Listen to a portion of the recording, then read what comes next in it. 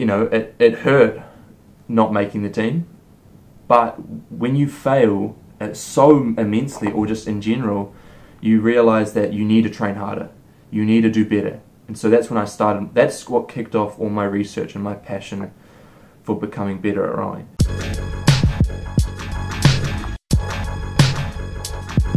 If we're the last qualifying spot and the Russians get banned and then we get in, we're not that fast. We don't really deserve it, and I'm sure older athletes they'd be like, oh, I want to go to the Olympics, and that's a lot harder for them.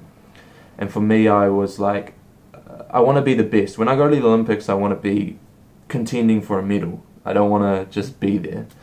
Like, it would be nice to be there, but I'd rather just train harder. Okay, so you're born 96, started to row 2012, so 23 now.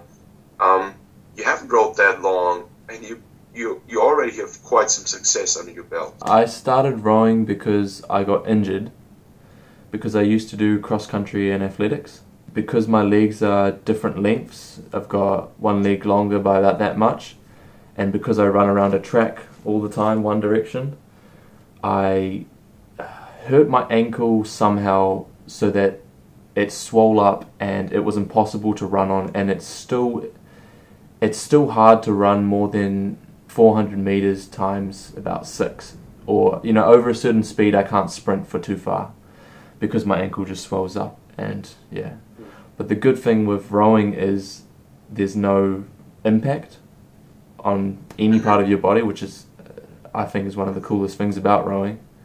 It's very easy to get into as long as you have fitness.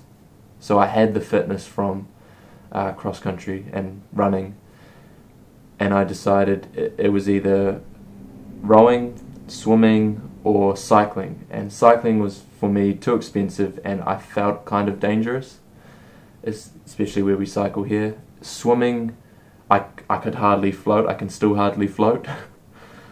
But I mean, if I flip a boat, I can swim. That's fine. And then rowing was the only option, so I decided to talk to the head of rowing at my school and started rowing, and I love it.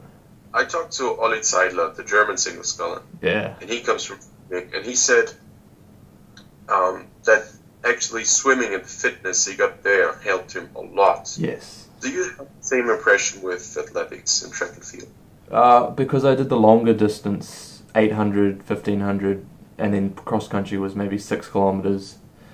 I think that built a lot of fitness, and so when I first got on an erg ever, I think I did a 20-minute erg, and I was holding just below the other guys my age, and so the coach was impressed, and he was like, okay, this is good. We'll just keep progressing from there. And so I think the interesting thing of rowing is the technique comes a lot later. It's easier to build the technique when you're at an older age. So say, under 17, under 18, is when the brain can develop those technical skills very much better. Whereas fitness, if you build that fitness in any sport, if erging, running, swimming, even cycling, I think there's a lot of cyclists that come into rowing. That's, I think, the majority part of the base of your rowing ability is your fitness.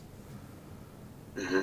Yeah, and then technique is obviously, like, I'd say that if you look at the New Zealand men's 8 and the German men's 8, our guys might be fitter and stronger than the Germans, but their technique is being topped up, and that's what the difference is at elite level rowing.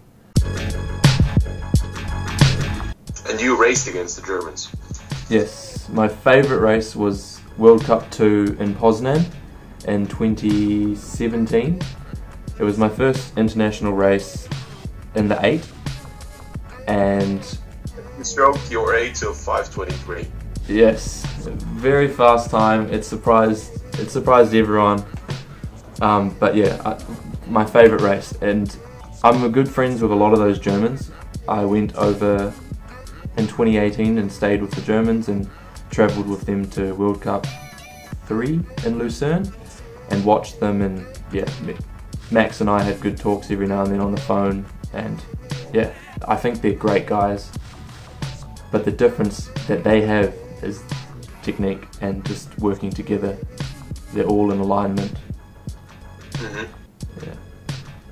How does the training differ between the Germans and what you guys do? So when I went to Germany, I got to row a pair with Johannes, the bow seat of the 8 at the time, and that was his technique and their technique is very different. Oh, not very different, but a little different. It's more refined than our technique, and it was amazing to row the pair with them. They row on a canal there, as you would know where the German training base is, where the 8 trains, and I don't think they have very far that they can row. I think they can row about 8k up and 8k back for about 16 kilometers. Whereas at the lake here, we usually train 11 kilometers up, 11 kilometers back, which is called the bridge row. And sometimes we can go all the way up to 15 kilometers it's called Epworth. And so that's a 30 kilometer row. And we have our lake's a lot wider. We have school kids, we have the elite guys all training next to each other at different times. Whereas on the canal there, it was funny seeing big boats making huge wake as they come, because it's an industrial area over there where the Germans train. So it's a lot more calm and peaceful where we train. We sometimes have holiday goers who do jet skiing and wakeboarding and those sorts of things, but very rarely, just on holidays. If you do one of these, 22k or 30k outings, what's the structure? I mean, what type of intensity do you do? How do you know that you're in the right zone? We like to have a guide of staying at 80% of the world record pace as the boat. So if we're training in the 8, we try to stay at, I think it's about 139, 140, I'm not sure. But that's what we try to do, but most often we just do our best, and we also break up the row into chunks. So we warm up for about 3 or 4 kilometers, 2 or 3 kilometers, and then we stop and our coach comes and talks to us, and then we head off. We get told what the main point is that we have to work on in that row. Then we go all the way up to about the corner, which is 8 kilometers up. And we sometimes stop there, we sometimes keep going. But that's where we can sometimes recollect. And that's where we pick up the pace. So we start decently fast. And then when we get to the corner, it's go faster. So drop at 1 split maybe. And then you go all the way to the bridge at that split. And then when we turn around, the current changes, so we will go a lot faster on the way back. By about, I think it's about 5 splits, I'm not sure. And then, so to the corner again, we go at a good pace, and then from the corner back, we sometimes break it down, and if we're struggling physically, then we do technique, we practice a bit more technique. Otherwise, we just keep going and we try to push it even faster, and we sit at maybe 136, or just a nice, real quick pace, but really efficient, as much as we can, as much as we know. And then we go all the way back to where we started the warm-up, and then usually on the last 2 kilometers of the lake, that's where our racing course is. So the Lake Carapara racing course that you would have seen at World Champs in 2010. We usually stop there, and then we do starts or sprints or something, or we just keep going all the way. And those 22 kilometer rows, the main point is that we want to stick to, we call it U2, and it's a training intensity where you're not going too anaerobic and not below aerobic capacity. And that's a good level where we can sustainably train for multiple days. So I think as a country we get a lot more distance travelled, a lot more Ks under our belt. Say, sorry, just to understand that system better. So basically, your coach tells you, okay, right, guys, 80% of your world record pace is this and that, and you start off a bit easy, and then you try to get into that pace, but you still got to be at your U2 zone, which is sub 4 minimal, I suppose. We don't actually train on individual lactates or lactic acid thresholds, as you say there, as much as I'd like, or as much as we should, I think. We mostly just, if we're in the 8, once we've selected for the 8, we mostly train in the 8 and sometimes in 4s. But we're always, when we're on the water, we're training to the boat speed. So if you're less fit and younger, you just have to train harder, I think. But when we're on the ergs, which we do about 2 or 3 times a week, then we train for 45 minutes or an hour or something at our wattage, which comes from our lactate test that we do every few months. So that's where you get the individual training. If you can push less power than the bigger guys, as an example, or the older guys, then you just train that and build up your aerobic base, or your threshold. You push it higher. Have you perceived that summer, when you guys have summer, we apparently in Europe have winter, most of the international regattas are actually the northern hemisphere.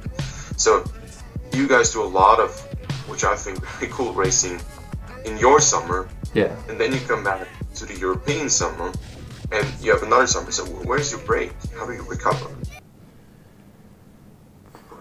That's a very interesting question, because I'm not sure how it works overseas and how much break like Germany and Great Britain gets. We have, I think, about a month or maybe less after World Champs where we can relax and catch up with our friends and family, and then we're back into training. We train all year round, and I think there's only, what I can remember, I don't remember many breaks.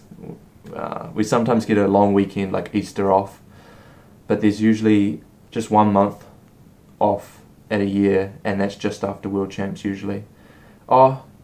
We also get a break after our nationals here. So after our summer, at the end of the summer, we get a little break. I think it's about a week, and then we come for trials. How many athletes are there in the top group, in the elite group? I think in the summer we have a few less athletes in the New Zealand team.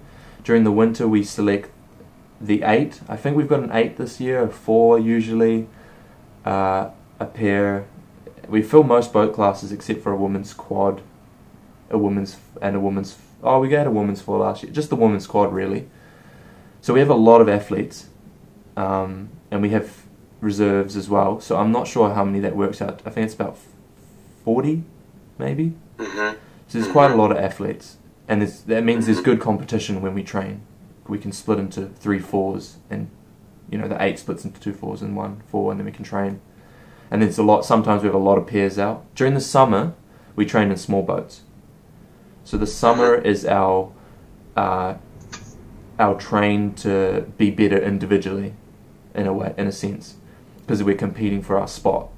And then after trials, we get selected into our crew, and then the whole boat is more important. Are you still in that entire, national team game, or have you somewhat reframed and took a step back? Yes, I decided in the start of 2018 to take a break from rowing, because I wasn't enjoying the environment. I just needed a little break, and I wanted to focus on my career a bit and challenge myself mentally. So from then until after the Olympics, I think I definitely will be taking off rowing. I won't be rowing on the water much, unless I go to Henley or something next year maybe.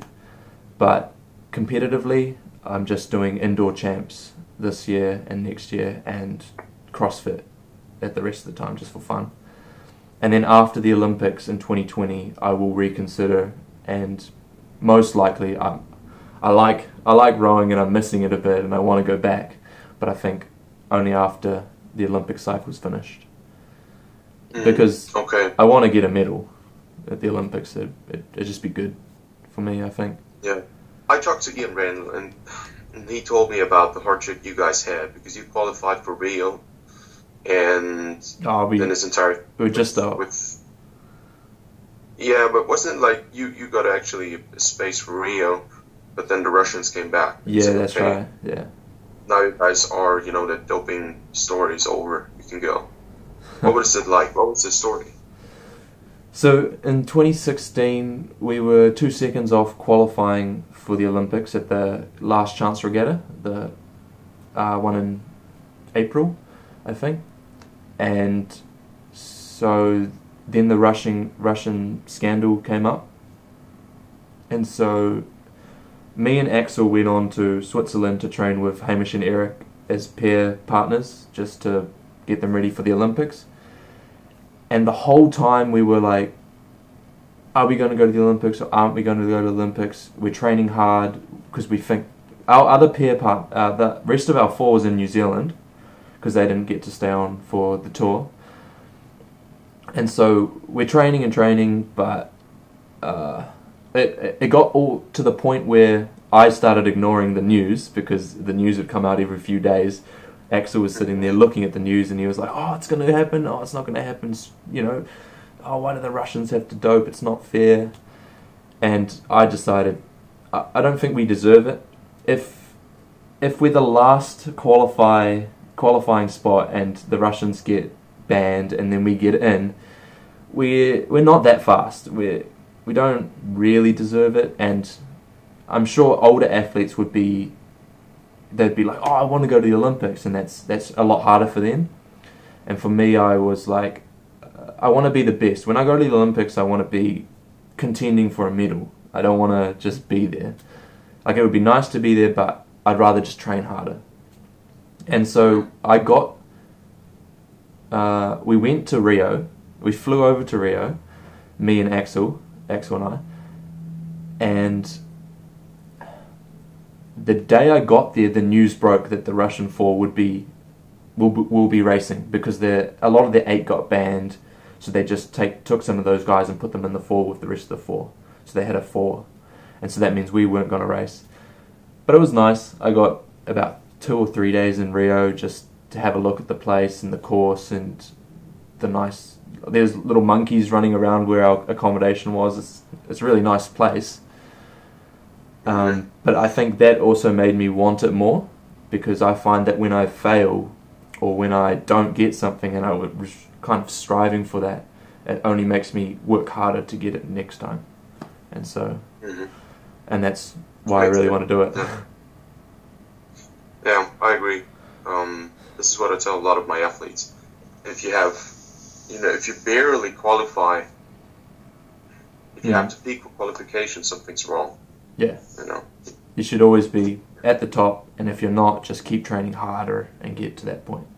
Like Hamish and Eric, they don't have to train much. They were at the peak all the time, basically, which is amazing. And that's what I aspire to be like, and I think a lot of athletes should aspire to be like. They shouldn't aspire for results.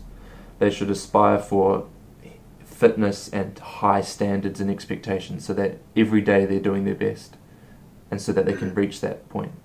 There's no point in getting a medal if you're not the best in the world, in my opinion.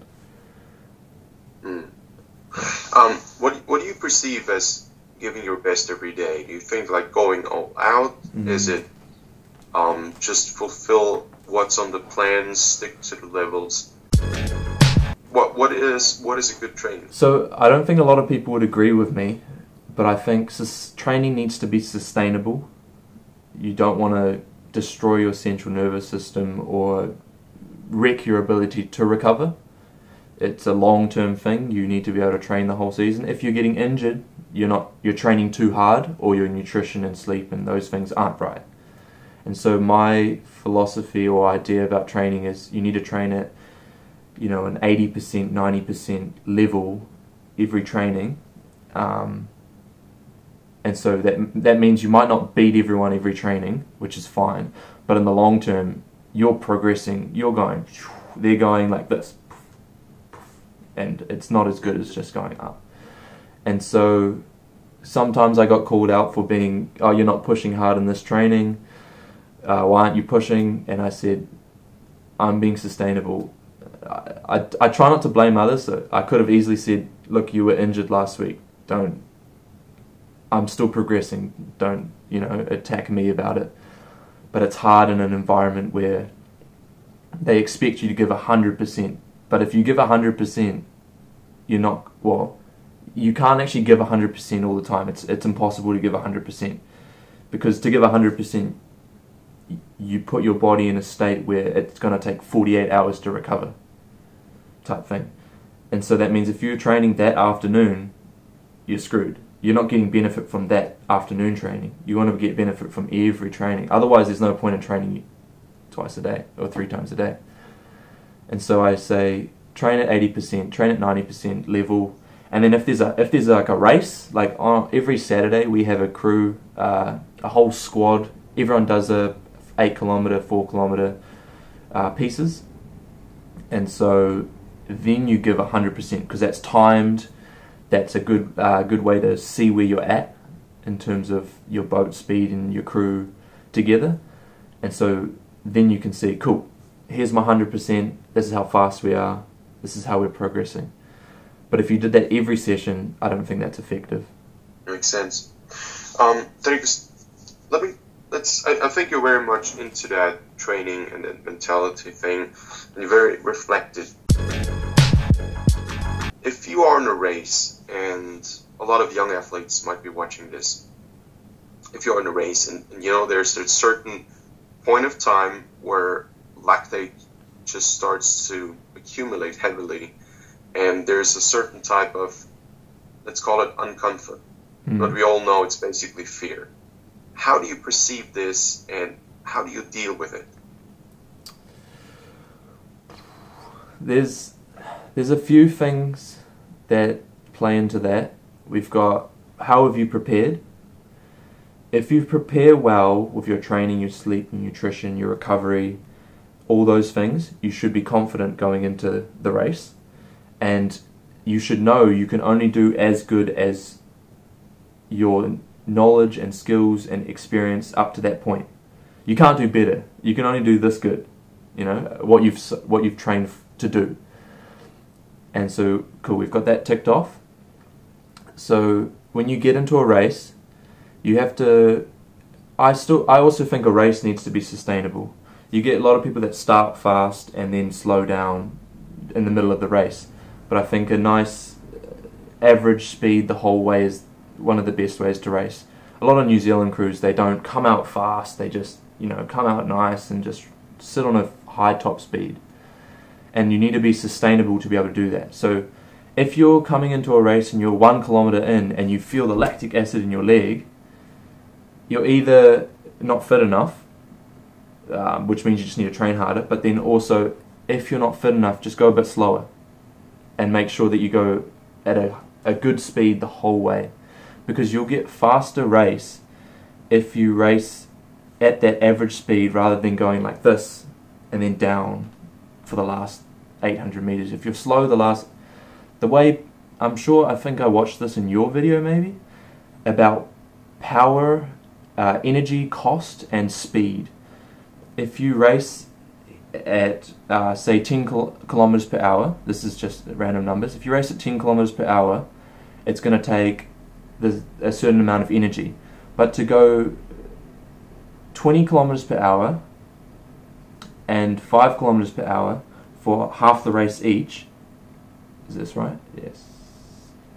If you go half the race at 20 kilometers per hour and half the race at 5 kilometers per hour, it takes a lot of effort to get that fast.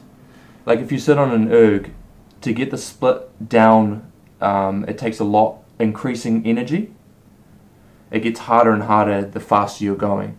So if you're racing at a fast speed for a lot of the race, it takes so much energy out of you proportionally than if you just raced at a sustainable speed the whole way. There's no point in going fast and then going slow. You're going to end up using a lot more energy and going slower overall in the race. And so what I suggest to those athletes that do face the brick wall at the last 500 or 1 kilometer, you need to make sure that you're racing a little slower.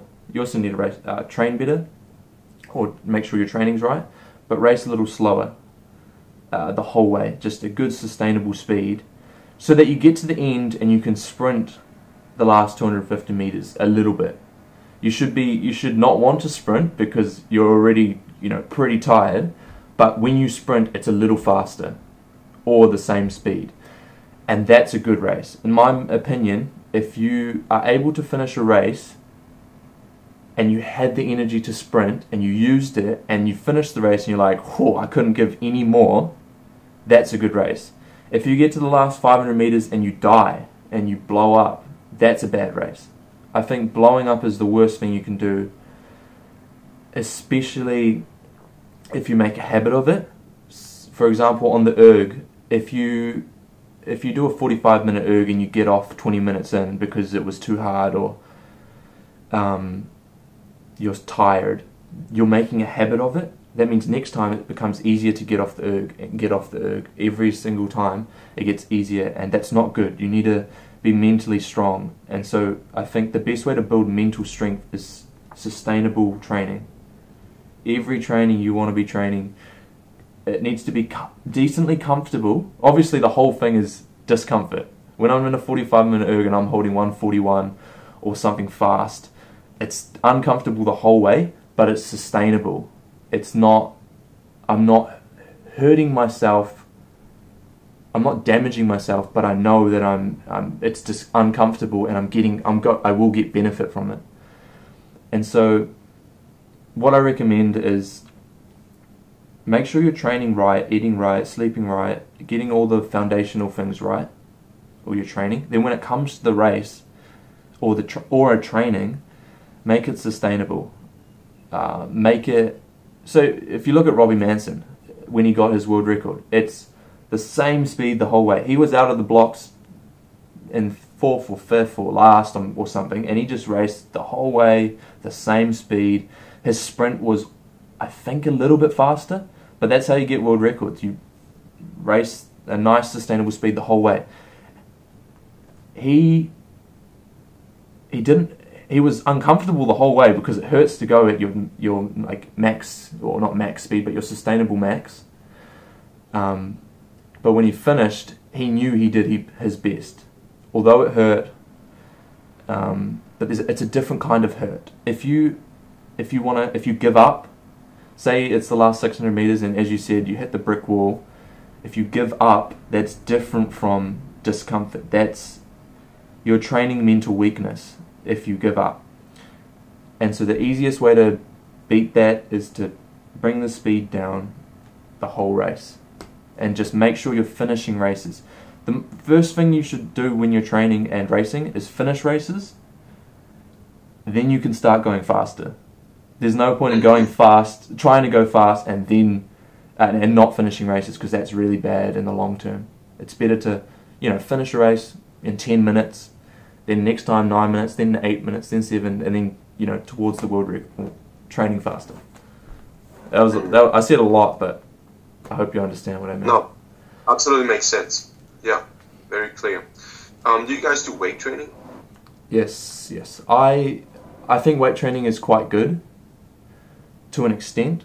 I think if we look at some athletes, such Hamish Bond, Mahi Drysdale, some of the more experienced and stronger, more fit athletes, they don't have to do as much weight, or they don't do as much weights anymore. When you're young, I think weights are as important to build the strength initially, but being able to squat 140 kgs or higher, you don't need to, because the way rowing works is every stroke is about it's like equivalent of an 80 kg squat in terms of force, I think, just roughly. So you don't need to be able to do big hits. Only out of the start do you need to be able to be strong. At the age of 23, I think Ian and you got in contact, and you basically became the New Zealand representative for his products, for the rental foils. What made you do it? First, I think it's a fantastic product.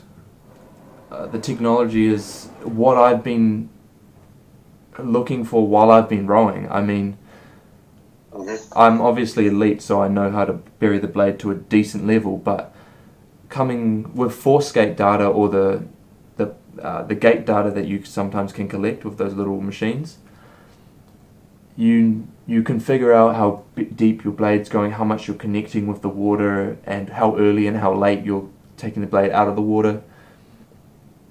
And a little piece of technology like this can make sure that you put your blade in, you know, right at the end, make sure you're getting the full length of the stroke. By having this, you can learn where you need to, or how you can learn to be more comfortable in being able to put your blade in naturally. Whereas even at an elite level, I was afraid of, I might miss the water, I might crab a little, or I might stuff it up. It's better to just stay safe and do what I'm normally doing. It's a lot slower learning, okay, I can put it in there. But with the Randall foil, you have nothing to fear, because the blade will go in the water and it will sit there comfortably. It's a no-brainer if I ask you where you're going to be in 10 years. I'll probably be in the health and performance industry, helping people to do these things better. And I'm working on a book, and I will probably make a course to do these things better as I progress. Over the next couple of years, I'll solidify my research, get my sources right, and be able to build this into a good course for people to learn and just be able to achieve their goals. And as well as I want to potentially get back into rowing in 2 years' time and go to the Olympics, so we'll mix those two together. Because this research not only helps other people, it's going to help me again when I go back into rowing. I want to know all the best things to optimize my training.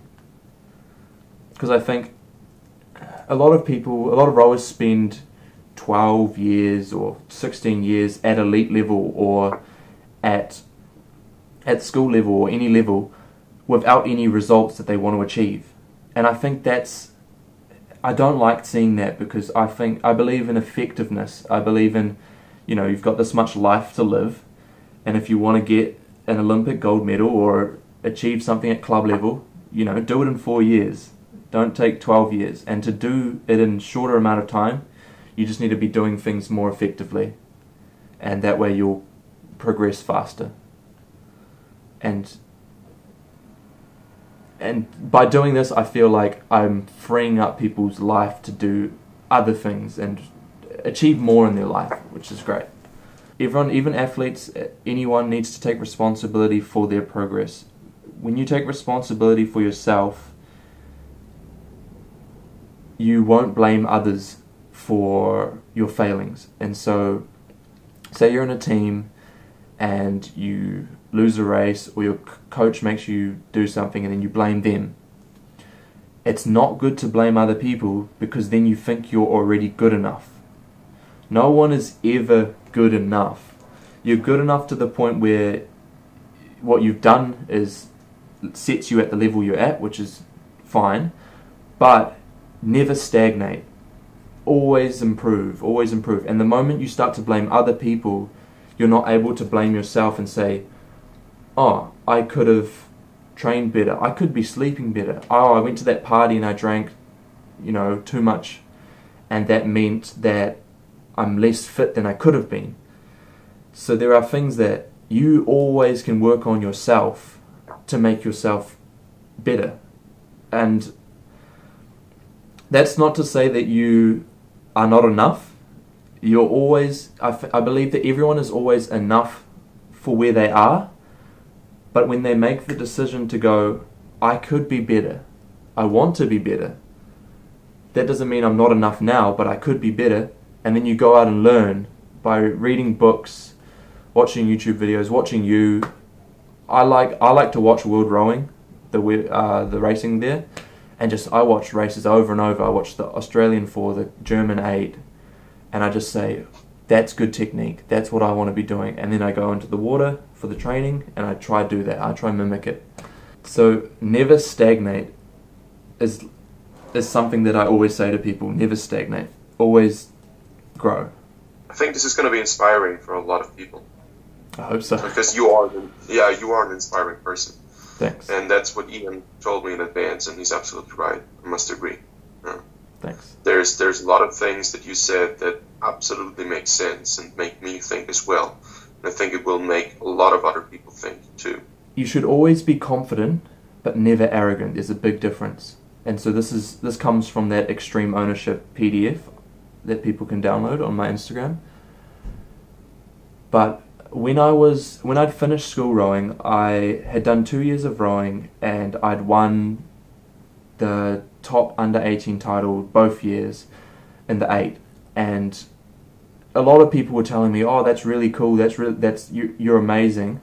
And so I took that on. I thought, "Oh, I must be amazing because they think it's such a good achievement." Because I was new to rowing, I didn't realize that this was a big achievement, and so I took their word for it, and I built that into my identity, and I became confident and almost too confident. I was arrogant.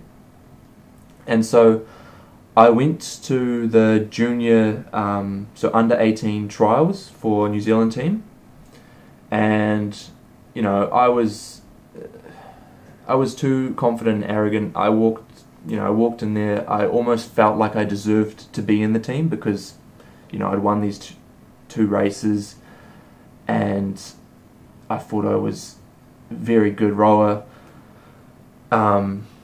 But then I trialed. We did seat racing, and it wasn't going too well, and I got a bit upset that I'm like, oh, that guy shouldn't be beating me. The selection, they're swapping the wrong people, and it's against me. And then I wasn't named in the team, and so there, just in that example, I blamed other people. I blamed the system. I haven't blamed myself yet. I felt entitled, which is never good to feel like you deserve things. You should always have to work for it, and then if you don't get it, keep working for it. And so after that, I had to reflect, because I thought, oh, I'm going to make the team, this is going to be my plan for the future, and so it didn't happen, and I'd failed. But the thing I learnt there that's really important is that failure only makes you want to work harder, and that you never ever deserve something, because when you think you deserve something, when you're arrogant, you won't keep improving. And so after the school racing, I think I took a week or two off because I thought, I don't need to train. I'm a lot better than anyone that will be trialing.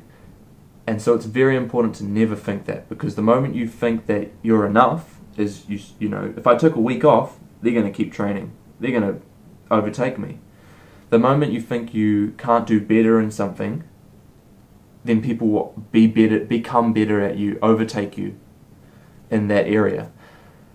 And so it's never good to be arrogant. It's good to be confident and say, I'm happy with what I have at the moment.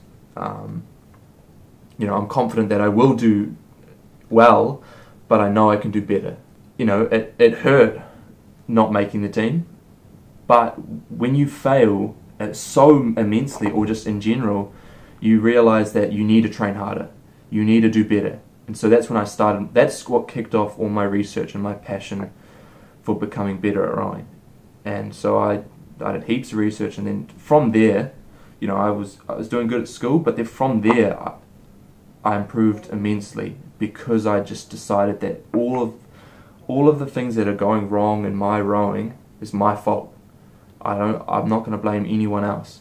Obviously I'm human, so I slipped up, and at certain times I blamed other people on my boat, but it's important to, as much as possible, take the blame for as much as possible. And then if you think it's someone else's fault, there's probably something you can still do about it, or at least make it hurt you less or affect you less.